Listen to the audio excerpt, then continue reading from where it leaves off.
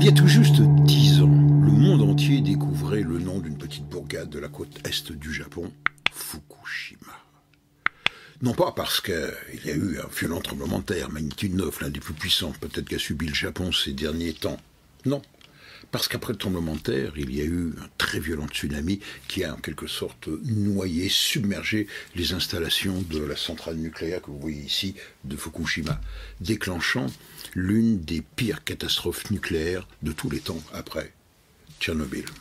10 ans ont passé, 10 ans durant lesquels près de 25 000 personnes sur ce chantier que j'appellerais le chantier du siècle ont en quelque sorte repris en main la situation. Des opérations de déconfinement sont en route qui vont aller jusqu'en 2070 de façon à nettoyer complètement le site. Alors, Fukushima, chantier du siècle, écoutez cette saga. «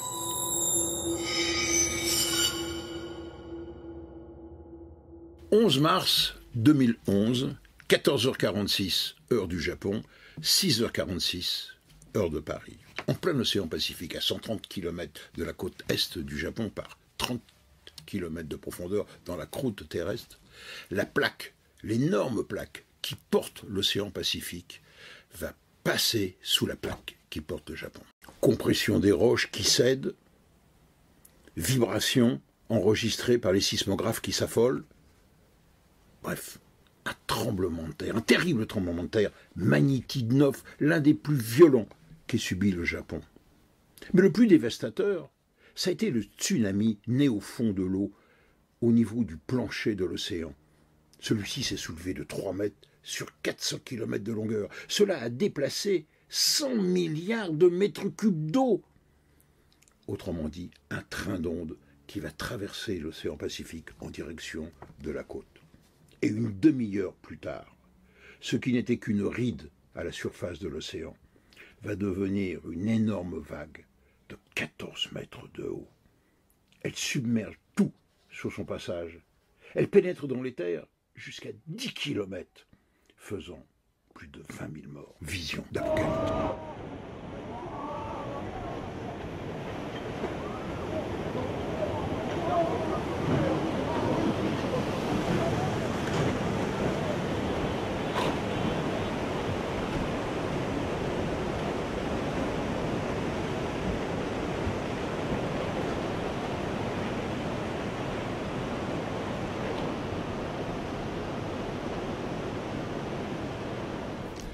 À 200 km au nord de Tokyo, le site nucléaire de Fukushima.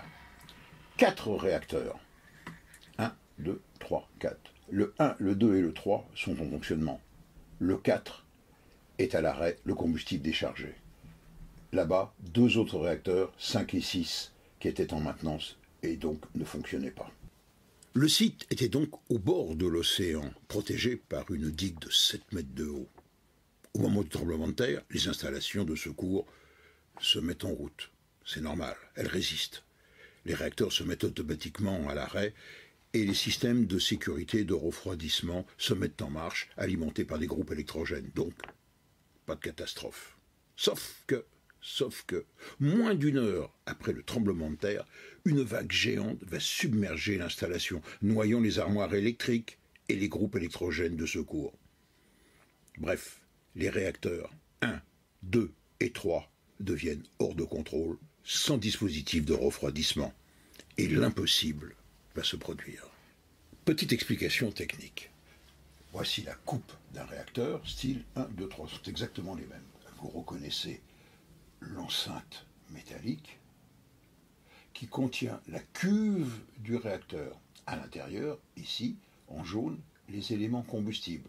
Et en dessous, très important, vous voyez, les barres de contrôle. Elles travaillent par le dessous, alors que dans les réacteurs américains et européens, c'est par le dessus. C'est important pour la suite. Et puis vous voyez ici, de part et d'autre, mais en hauteur, les piscines dans lesquelles se trouvent les éléments combustibles qui doivent refroidir. Voilà donc la situation. Seulement voilà, faute de circuit de refroidissement, au bout de 24 heures, les éléments combustibles se mettent à chauffer, rougir et fondent. Le corium, comme on l'appelle ainsi formé, coule à travers les barres de contrôle, tombe au fond de la cuve et même la perce par endroits. Mais ce n'est pas fini. Le corium arrive à pénétrer dans la dalle de béton. Au contact de l'eau, de la vapeur d'eau encore présente dans la cuve, les gaines de combustible en cirque à l'œil provoquent la décomposition de l'eau en hydrogène et oxygène.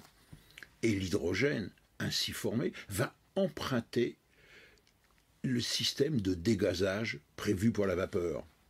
L'hydrogène monte dans la partie supérieure du réacteur et s'accumule, tant et si bien que de terribles explosions vont libérer dans l'atmosphère un nuage radioactif transportant les éléments comme l'iode, le césium, le krypton ou le xénon.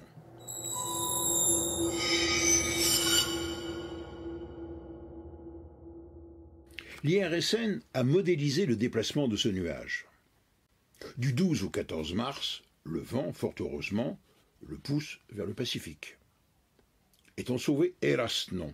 Le 15, le vent tourne et le nuage atteint la région de Tokyo et manque de chance, il se met à pleuvoir, ce qui entraîne la contamination des sols. De forts rejets continuent jusqu'au 25 mars. Et le nuage, repris par les circulations atmosphériques, traverse le Pacifique, atteint la Californie le 16 mars, puis l'Europe le 21 mars, et la France le 24 mars, mais fort heureusement dilué. Donc, contamination de l'air, mais également contamination de la mer, par des fuites radioactives au niveau du réacteur 2, car l'explosion s'était produite non pas en haut, mais en bas, dans les soubassements. Telle était donc la situation, 10 jours après le tremblement de terre. Donc, côté japonais, moment de stupeur passé, et on les comprend, ils ont repris en main, si j'ose dire, le mieux qu'ils pouvaient, la situation. La première des opérations, c'est commencer à déblayer les gravats qui étaient radioactifs, qui étaient contaminés.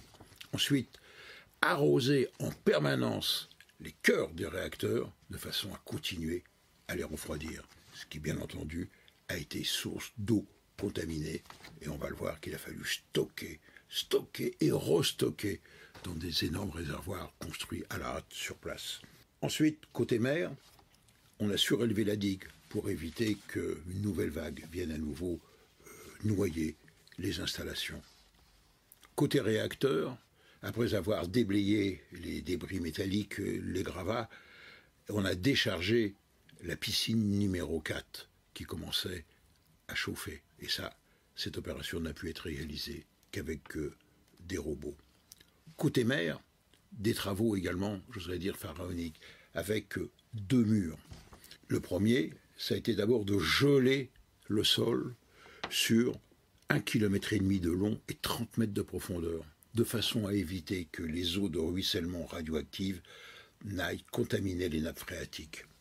Et en bordure de mer, un mur imperméable de 900 mètres de long, 30 mètres de haut, qui retient les eaux souterraines de façon à éviter qu'elles n'aillent dans l'océan. Bref, comme vous le voyez, on peut parler de chantier du siècle avec 25 000 personnes sur place. Bref, du jamais vu, de l'incroyable ou l'impossible, hélas, s'est produit. Et ça fait donc réfléchir pour l'avenir. Reste donc à parler de l'avenir. Vous l'avez bien compris, les Japonais sont arrivés, je voudrais dire, à rétablir la situation. La situation, dirait les militaires, est sous contrôle, à telle enseigne que l'on peut, disons, quasiment être présent sur le site sans protection spéciale. Mais hélas, c'est loin d'être fini. Pourquoi ? Parce qu'il va falloir, par exemple, traiter les 1 million de mètres cubes d'eau contaminée, radioactive, entreposée dans des cuves.